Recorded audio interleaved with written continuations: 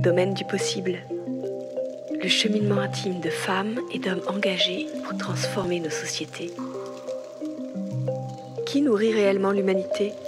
Avec Vandana Shiva. Petite, Vandana était terrorisée à l'idée de s'exprimer en public. Au cours de ses études, elle a ensuite acquis connaissance et pensée critique jusqu'à décrocher un doctorat en philosophie des sciences. Prise de passion pour la question de l'environnement, elle s'est mise à défendre cette cause en prenant la parole dans le monde entier. Telle David contre Goliath, elle lutte aujourd'hui contre l'avidité de l'industrie mondialisée et des multinationales en défendant la biodiversité et une production locale et écologique. Dans son livre « Qui nourrit réellement l'humanité », paru dans la collection Domaine du possible chez Actes Sud, elle montre comment une agroécologie pratiquée par de petits paysans est la seule voie pour opérer une révolution de l'alimentation et offrir à tous une nourriture saine. Bonjour Vandana Shiva. Hello. Votre parcours universitaire vous destinait à une carrière consacrée à des questions théoriques. Qu'est-ce qui vous a fait changer de cap? I haven't changed my direction at all. Since I was a child, Je n'ai absolument pas changé de cap. Depuis que je suis toute petite, j'ai toujours eu deux passions. Rechercher la vérité et être proche de la Terre. C'est mon enfance qui m'a construite comme ça. Inspirée par Einstein, j'ai voulu me consacrer à la physique. D'abord la physique nucléaire, puis celle des particules et ensuite les fondements même de la physique. Ma thèse portait sur la non-localité et les variables cachées dans la mécanique quantique. Parallèlement, tout ce que j'ai pu accomplir dans le domaine de l'agroécologie, de la gestion des forêts, aux côtés des femmes du mouvement Chipko, de la défense de la biodiversité et des semences. Tout cela est né de ce que la physique quantique, mon enfance et mes recherches scientifiques m'ont enseigné. La physique quantique m'a appris à ne pas être réductionniste, cartésienne ou mécaniste. Je ne suis donc pas enfermée dans ce que la science peut avoir d'artificiel, d'étriqué ou de réductionniste, en bref, de tout ce qui vous arrache à la nature. La nature m'apprend beaucoup et tout mon militantisme est né des connaissances qu'elle m'a transmises. C'est une nature interconnectée, vivante, et nous en faisons partie. Ces géants, ils se considèrent comme le centre de l'univers, mais ce ne sont que des grains de sable avec un ego démesuré. Et c'est parce qu'ils ont l'illusion d'être les maîtres de l'univers qu'ils nous mènent à la destruction. Moi, je puise toute mon énergie du fait d'être une partie de l'univers. Mais je sais que j'en suis qu'une toute petite partie et que j'y joue le rôle qui est le mien, si petit soit-il. Vous êtes devenue une militante à part entière en vous impliquant dans le mouvement Narmada Bachado Andolan, qui s'opposait aux gigantesques barrages qui détruisent la biodiversité et l'environnement. Comment avez-vous réussi à combiner ce militantisme social avec vos recherches sur l'environnement?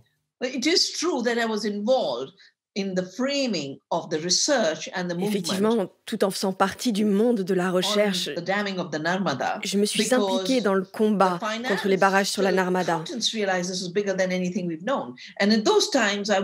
Et à cette époque, j'étais une des seules chercheuses en écologie dans le pays. Mais j'ai commencé à être une militante écologiste dans les années 70, aux côtés du mouvement Chipko. Des femmes des villages de ma région qui disaient « Vous coupez les arbres, vous pensez que ce sont des réserves de bois, mais c'est de nos arbres que naissent notre terre, notre eau et notre air. » Et aujourd'hui, avec le changement climatique, tout le monde parle de l'importance écologique, de la gestion des bassins d'eau, de la préservation de la forêt. Tout ce que j'ai appris auprès des femmes de Chipko est à la base des idées les plus récentes en matière d'écologie. Mais ce sont bien les années 70 qui m'ont appris le militantisme écologique. Et je dirais que le mouvement Chipko a été mon université de la biodiversité et de l'écologie. Parce que ce sont toutes ces femmes qui n'ont jamais été à l'école, qui m'ont transmis les connaissances les plus complètes et les plus déterminantes dans ce domaine. C'est une grande leçon d'humilité, parce que j'ai beau avoir fait une thèse au Canada, ce sont les femmes de mes montagnes, dans l'Himalaya, qui m'ont enseigné tout ce que je sais. Dites-nous un petit peu plus sur ce que vous avez appris grâce à votre projet Navdanaya. Vous êtes parti à la recherche des semences qui sont menacées par l'industrie chimique. Qu'avez-vous appris durant toutes ces années? Je faisais partie du mouvement de protection de la forêt pour empêcher la construction des barrages. Et en 1984, il y a eu la catastrophe de Bhopal, l'explosion de cette usine de pesticides qui a fait plusieurs milliers de morts. Et la même année, les agriculteurs du Pendjab se sont soulevés contre ce qu'on appelle la révolution verte. Moi, je venais d'obtenir mon master en physique de particules à l'université du Pendjab et j'ai compris que les choses étaient en train de changer. J'avais vécu toute ma vie dans un Pendjab pacifique et prospère et voilà qu'il était secoué par la violence, avec des affrontements qui ont fait plus de 30 000 morts. C'est ce qui m'a amené à écrire une étude sur les sources de ces terribles changements. Cette étude est devenue un livre pour l'Université des Nations Unies qui s'appelait La violence de la Révolution verte parce que j'avais compris que cette Révolution verte n'était pas du tout verte. Tous ces produits chimiques avaient été créés pendant la guerre par l'Allemagne d'Hitler. On s'en était servi dans les camps de concentration. Et ces armes chimiques étaient devenues des produits agrochimiques. Alors à ce moment-là, j'ai été invitée à une réunion à Genève et à Bogève pour mon livre sur la Révolution verte. Et il y avait toujours ce même cartel du poison qui disait « Oh, mais on ne se fait pas assez d'argent, nous allons devenir les propriétaires des semences. Et en faisant de l'ingénierie génétique, des modifications génétiques, nous pourrons dire que nous avons inventé des semences et nous obligerons le monde entier à utiliser nos brevets. » C'est ce jour-là que j'ai décidé de sauver les semences. Et le nom de Navdayana, les 9 graines, vient de ce mouvement de protection des semences, né en 1987. Et aujourd'hui, dans toute l'Inde, il y a des fêtes pour la plantation des semences, pour la germination, pour la récolte du blé au Pendjab. Et ces paysans du Pendjab qui m'ont appris tellement de choses en 1984 défilent à nouveau dans les rues. Vous savez, les agriculteurs français et les agriculteurs indiens font preuve de la même résilience parce qu'ils aiment la terre, ils aiment être des agriculteurs et ils sont fiers de nourrir les autres. Pour sauver les semences, j'ai créé des banques de semences communautaires parce que je ne pouvais pas supporter l'idée que Monsanto se pose en inventeur des semences. Nous nous sommes battus contre les OGM. Et au bout du compte, l'Inde a pris la décision de ne plus importer d'OGM. Et là, l'OMC et le gouvernement américain nous ont menacés, comme ils le font à chaque fois. La révolution verte nous a été imposée. Et maintenant, on essaie de nous imposer les OGM. Et surtout, si j'ai écrit le fruit de mes réflexions sur ces 3 décennies consacrées à reprendre possession des semences, c'est parce que celles de nos agriculteurs se sont fait confisquer par la Banque mondiale et la CGI. Et aujourd'hui, elles se font accaparer par Bill Gates. L'an dernier, il est devenu non seulement le plus grand propriétaire terrien du monde, mais aussi le maître des semences mondiales. Alors en quoi consiste mon travail aujourd'hui ? À poursuivre le travail que j'ai commencé en 1987. Parce que les maîtres des semences peuvent bien changer de nom, car de nouveaux monopoles se créent autour des brevets et d'OGM issus de la connaissance génétique. Mais ce jeu de destruction reste le même. Alors je continue de sauver les semences. Je travaille avec les populations et nous célébrons la vie. Et notre travail montre que 1. Utiliser les semences originelles nous permet de cultiver de la nourriture saine. 2.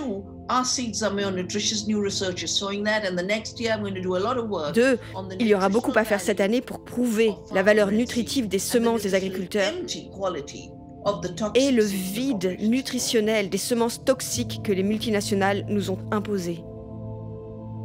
Quand vous vous êtes lancé dans votre combat, dans votre croisade contre les maîtres des semences, est-ce que vous avez eu peur ?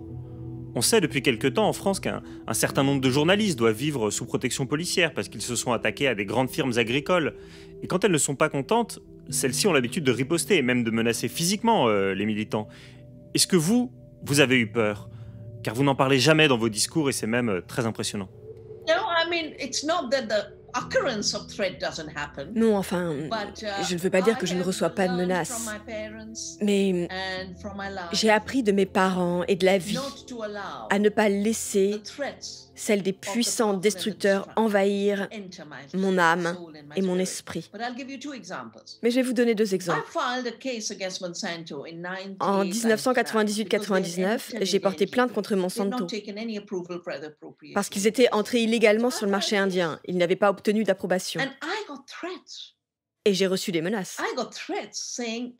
Des menaces où on me disait que si je ne retirais pas ma plainte, je n'étais pas sûre de rester vivante. Alors, j'ai fait plein de copies de mes dossiers et j'ai appelé mes amis et je leur ai dit « Prenez ces dossiers et portez plainte pour moi, si jamais il m'arrive quelque chose d'ici demain matin, parce que c'est demain que je dois déposer plainte. »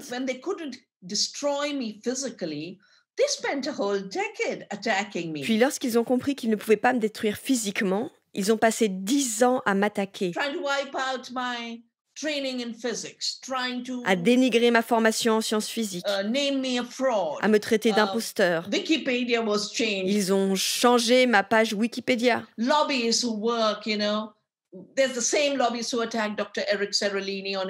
Des lobbyistes travaillent pour eux, vous savez, ces mêmes lobbyistes qui s'en sont pris au docteur Eric Seralini et à ses recherches sur le cancer. Ce sont les mêmes qui s'attaquent à moi. Ça fait 100 ans qu'ils font ça. Et moi, je souris à l'univers et je dis qu'ils font tout ce qu'ils peuvent pour nous faire disparaître.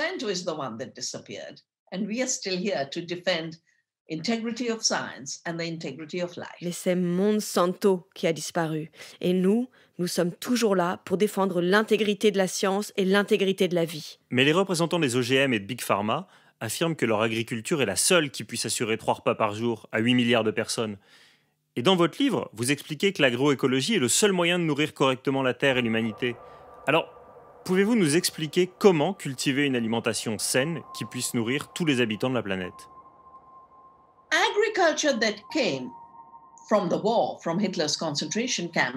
Eh bien, leur agriculture, qui est née de la guerre, des camps de concentration d'Hitler, et les produits nés de cette idéologie et de ces laboratoires, est une agriculture qui fabrique des médicaments, pas de la nourriture. Ces gens-là ont fait en sorte que l'on utilise de plus en plus d'engrais chimiques qui affaiblissent la paroi cellulaire et la productivité de nos semences indigènes. Et ils ont aussi créé des plantes naines. Comment peut-on produire plus de nourriture avec des plantes plus petites ? 2. Pour que leurs produits chimiques pénètrent dans ces plantes, ils ont supprimé tout le reste, tout le compagnonnage végétal. Ils ont forcé les paysans à faire de la monoculture. Et maintenant, partout, c'est le règne de la monoculture du riz et du blé. Et si aujourd'hui, les agriculteurs indiens sont dans la rue, c'est bien la preuve que ça ne fonctionne pas. Sinon, les agriculteurs qui ont subi la révolution verte ne manifesteraient pas. Et plus de 300 d'entre eux sont morts pendant ces manifestations. Alors avec la monoculture, on mesure seulement ce que l'on récolte de la terre, mais pas dans quel état on la laisse. On ne mesure pas ce qui a vraiment poussé, ni quelle quantité de nourriture on a cultivé, ni sa qualité. Ce que j'ai découvert, c'est qu'avec les années, le sol a été désertifié. En fait, si on mesure la récolte, le sol produit moins. Si vous évaluez la récolte par rapport à ce qui a survécu, vous avez moins produit. Bien sûr, si vous mesurez en termes de marchandises, vous aurez évidemment plus de marchandises.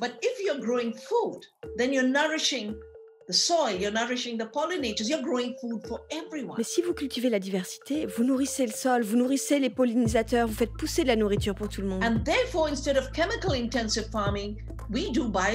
Donc à la place d'une agriculture chimique intensive, nous pratiquons une agriculture intensive qui respecte la biodiversité. Et c'est cette agriculture qui produit une bien meilleure valeur nutritive à l'hectare, sans avoir besoin d'intrants additionnels. Nos études montrent que les agriculteurs qui reprennent possession de leurs semences, qui pratiquent une agriculture écologique, biologique et respectueuse de la biodiversité, ceux qui donnent l'exemple et résistent sur le marché gagnent 10 fois plus d'argent que ceux qui sont esclaves des filières mondialisées, parce que celles-ci leur vendent des intrants très chers, qui les obligent à s'endetter, ce qui provoque la destruction des petites exploitations partout, en France, aux États-Unis et en Inde. Et c'est pour ça que nos petits agriculteurs manifestent. On ne veut pas que vous nous éradiquiez. Vous pensez que nous sommes une espèce en voie d'extinction? Vous n'allez pas nous détruire. C'est nous qui allons façonner le futur de l'alimentation et de l'agriculture en Inde. Mais le plus important, c'est qu'ils produisent des denrées qui n'ont aucune valeur nutritive et qui de toute façon ne servent pas à l'alimentation. Vous savez pourquoi 1 milliard de personnes souffrent de la faim? Parce que l'essentiel du maïs, du soja et du colza servent à la fabrication de biocarburants et qu'une grande partie sert à nourrir les animaux. Si 1 milliard de personnes ont faim, c'est parce qu'on ne cultive pas la terre pour nourrir les hommes. 1 milliard de personnes ont faim et 2 milliards sont malades parce qu'on cultive une nourriture qui est mauvaise pour la santé, une nourriture toxique. La pertinence des travaux d'Eric Seralini sur le cancer a été reconnue par les tribunaux américains. Les plaintes de plusieurs milliers de victimes du Roundup confirment ce qu'avait écrit le docteur Seralini. Et les grands groupes l'ont harcelé. Nous avons eu l'agriculture industrielle, la révolution verte, les OGM, et maintenant ce sont l'agriculture numérique, la surveillance, les drones, une agriculture sans agriculteurs, de la nourriture sans ferme, de la nourriture de laboratoire, la course au brevet, l'impossible burger de Bill Gates.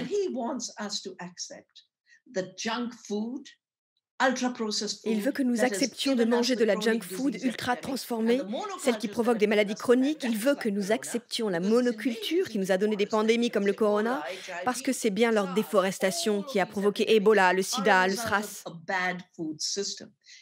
Toutes ces épidémies sont la conséquence d'un mauvais système alimentaire. Et ce système est en train de tuer la Terre et de nous tuer, nous. Nous savons comment mieux faire les choses. Nous savons comment redonner la santé à la Terre et aux êtres humains. Et cela fait 36 ans que je fais de la recherche au quotidien sur ces sujets. Oui. En me consacrant à l'agriculture, c'est comme si j'avais écrit 30 thèses. J'ai étudié chacun de leurs mensonges. Pendant 3 ans, j'ai évalué les récoltes, calculé leurs revenus, mesuré la valeur nutritive. Et oui, tout ce qu'ils disent ne sont que des mensonges. On parle de post-vérité. Eh bien, l'agriculture industrielle est une agriculture de la post-vérité. Alors c'est à nous de défendre la vérité, les véritables fermiers, défendre l'économie de proximité, défendre la nourriture saine, défendre la science vertueuse, parce que l'autre camp véhicule une fausse science, une fausse propagande. Supplanter les agriculteurs, faire de la fausse nourriture, ce n'est pas l'avenir. Parce que la nourriture est ce qui nous relie les uns aux autres. C'est le vecteur de la vie. La nourriture, l'alimentation, c'est l'énergie de vie. Et perturber ce cycle vertueux de la vie, c'est faire du mal à la Terre et aux êtres humains. Et tous ces gens réussissent à s'en tirer sans avoir à payer le prix de la pollution qu'ils ont provoquée. J'aime beaucoup votre analogie entre les fake news et la fausse agriculture. Mais lorsque vous voyez des millions de paysans, d'agriculteurs qui s'opposent à la réforme agricole de Modi en Inde, est-ce que vous avez le sentiment qu'on vit un tournant à cause du Covid et que vous avez gagné la bataille culturelle et réuni une majorité de personnes autour de votre engagement en faveur des petites exploitations agricoles? Avez-vous le sentiment que c'est le moment ou jamais? Non, je ne pense pas qu'il y a un moment plus important qu'un autre. Je considère que lorsqu'il est question de la vie, chaque moment est crucial. Mais je voudrais vous dire 2 choses. D'abord, c'est en 91 que ces réformes ont commencé. Alors, parler de nouvelles réformes, c'est refaire l'histoire. Vous voyez, c'est ça, la post-vérité. En 1991, la Banque mondiale, auprès de laquelle nous étions endettés à cause de la révolution verte qu'on nous avait imposée en 1966, la Banque mondiale nous a obligés à utiliser des produits chimiques. Puis nous nous sommes retrouvés endettés. Ensuite, ils nous ont dit « Ah, maintenant, vous devez adapter votre agriculture et la réformer. » Ils ont voulu nous supprimer le contrôle des prix, le contrôle des stocks, nous priver du droit à la nourriture, du droit des coopératives, du droit à la terre. Et à partir de 1991, j'ai commencé à parcourir l'Inde. C'était le moment où le traité de l'OMC a fuité. Et je suis allée en France pour travailler avec les paysans sur le GATT, sur le syndicalisme agricole. Donc c'est en 91 que le mouvement de protestation a vraiment commencé. J'ai manifesté et marché aux côtés des paysans du monde entier. C'est à la suite de tout ça qu'est né Via Campesina. J'ai appelé les paysans de Corée, d'Afrique et d'Amérique latine à un rassemblement de 500 000 agriculteurs pour dire « Nous ne voulons pas d'une agriculture régie par les multinationales. » Ces 500 000 agriculteurs, c'est le dernier vivier de liberté à partir duquel la terre et les gens peuvent créer ensemble. Et c'est pourquoi les multinationales veulent éradiquer les petits agriculteurs, parce qu'ils ne tirent aucun profit d'eux. Et mes recherches ont démontré que les petits paysans sont plus productifs. La FAO a montré que 80% de ce que nous mangeons provient de petites exploitations. C'est ce que disent les études scientifiques et pourtant, ils continuent sans nous alors même que ce sont eux les responsables de la faim, des famines et des maladies. Vous savez, j'ai travaillé avec des gens comme Mahendra Singh Tiket, l'extraordinaire chef des paysans pendant les années 1990. Aujourd'hui, c'est son fils qui est le principal leader du mouvement. Alors j'ai vraiment le sentiment que le travail que nous avons accompli ces 3 dernières décennies a rendu leur confiance aux paysans. Nous avons raison, notre voix compte, le futur appartient aux petits exploitants. Bien sûr, nos adversaires continueront à recourir à la violence pour tenter de les faire disparaître. Et tout le monde redoute la 6e extinction. Les petits agriculteurs font partie des espèces menacées, mais la planète et les hommes ont besoin d'eux pour manger de la bonne nourriture, de la vraie nourriture. Et j'ajouterais que sans les paysans, il n'y a plus de culture. C'est le règne de la monoculture uniforme des villes où tout le monde mange la même pourriture. Mais en France, c'est bien le fait que chaque village ait son propre fromage qui fait la culture de ce pays. C'est les différentes variétés de basmati de ma vallée, le merveilleux blé charbati du Madhya Pradesh, c'est tout ça qui fait une culture. Alors nous devons protéger les petits agriculteurs parce qu'ils sont l'avenir, les protecteurs de la planète et de la santé des êtres humains. Au cours de vos 30 ans de carrière, vous avez remporté des victoires face à des géants très puissants, comme Monsanto ou Coca. Or, la plupart des gens détestent Monsanto ou Coca-Cola parce qu'ils détestent les produits chimiques et le capitalisme. Mais vous vous êtes mis à combattre la fondation Bill et Melinda Gates, qui est adoubée par une majorité de politiciens et que tout le monde aime parce que c'est de la philanthropie. Ce sont des donateurs. Et d'un point de vue du combat culturel, vous avez commencé avec un gros handicap. Comment est-ce que vous allez surmonter ce handicap pour finir par l'emporter ? Je ne pense pas que ce soit un handicap, vous savez. Je suis dans la vie. Je suis née en Inde. Et dès que je vois un acte de violence, j'y réponds par la non-violence, par la solidarité avec la vie sur Terre et les gens de ma communauté. Alors bien sûr, Monsanto était le géant des semences. Coca-Cola volait 1,5 million de litres d'eau par jour. Et des femmes ordinaires m'ont invité à les rejoindre et je leur ai dit « Je resterai à vos côtés jusqu'à ce que nous ayons réussi à faire fermer cette usine » et l'usine du village de Plashimada dans le Kerala a fermé. Pour ce qui est de Bill et Melinda Gates à Paris en 2015, vous aviez des chefs d'État, Obama, votre Premier ministre, notre Premier ministre. Et au milieu, Bill Gates. Je me suis dit, mais que s'est-il passé? Depuis quand les milliardaires se retrouvent-ils aux côtés des représentants élus du peuple? Comment un milliardaire qui n'a pas été élu peut finir sur le podium du sommet de Paris pour le climat? Et c'est à ce moment-là que j'ai écrit le livre 1%, reprendre le pouvoir face à la toute-puissance des riches, pour lequel mon fils a fait beaucoup de recherches afin de comprendre ce qui était en train de changer.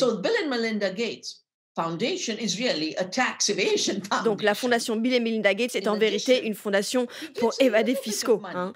Alors, il donne un tout petit peu d'argent à une immense organisation et puis il fait main basse sur toute cette organisation.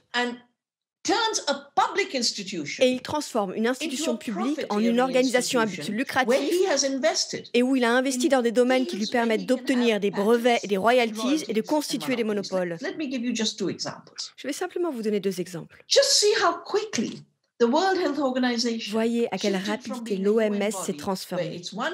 D'une organisation appartenant à l'ONU où chaque pays avait une voix, elle est devenue une organisation avec un seul vote, celui de Bill Gates. Tout ça est documenté. Ce qui n'est en revanche pas assez documenté, c'est le changement qui s'opère au niveau de l'agriculture. Mes travaux sur la révolution verte m'avaient appris ce qui arrivait à nos semences. Et quand j'ai commencé à sauver les semences, c'est le plus grand expert agricole de l'Inde, Dr Risharia, qui a dit à la Banque mondiale « Vous ne prendrez pas nos semences, c'est notre héritage ». La Banque mondiale l'a évincé, elle a remis les semences à l'Institut international de recherche sur le riz. Aujourd'hui, Bill Gates contrôle les 15 organismes consultatifs qui détiennent tous les gènes du monde. 780 000 semences agricoles y sont conservées et Bill Gates s'en est emparé. Alors que fait-il maintenant ? Il en tire profit de 3 façons. Primo, il possède les semences et vous n'avez besoin que d'un petit échantillon de semences pour élaborer une cartographie génétique et déposer un brevet. C'est pour ça qu'il se bat contre les traités de l'ONU qui l'empêchent de le faire aujourd'hui. Il essaye de les détricoter et il est parvenu à créer une véritable coalition pour ça. Il est très malin. Il crée un club de 5 gangsters et il démantèle le système onusien. Il prend 3 mafias et il démantèle le gouvernement. En temps normal, si nous avions les mots justes, on le qualifierait simplement de mafieux. Mais aujourd'hui, on l'appelle, oh mon Dieu, un philanthrope. Secondo, à partir du riz qu'il a volé, il ne dit pas « Oh, vous allez faire la révolution verte ». Non, il dit « Vous allez manger du riz doré, vous allez manger des burgers impossibles ». Et ensuite, il nous dira « D'abord, nous allons modifier les comportements. Les Français doivent oublier qu'ils aiment le vin et le fromage. Ils doivent aimer les burgers avec de la fausse viande. Les Indiens doivent oublier qu'ils sont végétariens. Nous devons manger des burgers faits à partir de plantes qui ressemblent à de la viande. » Et oui, il dit « Commençons par changer les comportements et si on n'y arrive pas, nous changerons les règles. » Ça fait aujourd'hui 30 ans que j'assiste à ça. Maintenant, les fermiers qui conservent des semences sont dans l'illégalité. Les OGM industriels sont dérégulés. La nourriture locale est illégale. La nourriture artisanale est illégale. Et le Pepsi et la junk food sont dérégulés. Gates porte ce système de dérégulation aussi loin que possible. Et en Europe, vous êtes confrontés à une tentative de déréguler les nouveaux OGM et c'est Gates qui finance les lobbyistes de Bruxelles. Alors, ce que je pense, c'est que Monsanto semblait irréprochable avec ses jolies publicités jusqu'à ce qu'on commence à manifester contre eux. Et j'ai le sentiment que d'ici 5 ans, Gates perdra son visage d'ange et sera vu comme un homme de monopole, cupide et véritable destructeur de la démocratie, de la science et de la vie sur Terre. Et ce réveil est absolument indispensable parce que son modèle de dystopie est très dangereux pour la planète. Enfin, je veux parler de son agriculture numérique.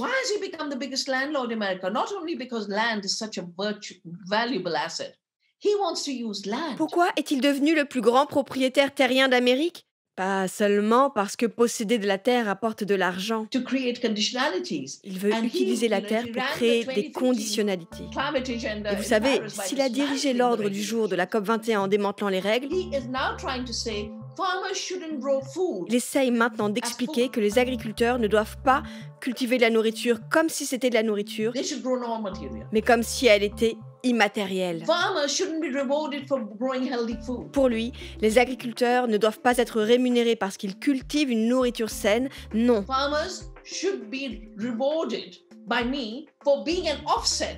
for my pollution. Il veut les récompenser parce qu'ils servent de compensation à toute la pollution qu'ils provoquent. So he is working on this whole new net zero nonsense. Alors, il travaille sur la neutralité carbone, ce qui est une absurdité. And having lived through all the lies of the Green Revolution, all the lies Et moi of the qui ai connu tous les mensonges de la Révolution verte, tous les mensonges de la Révolution des OGM, j'ai dit I said, oh, we thought we had dealt with this.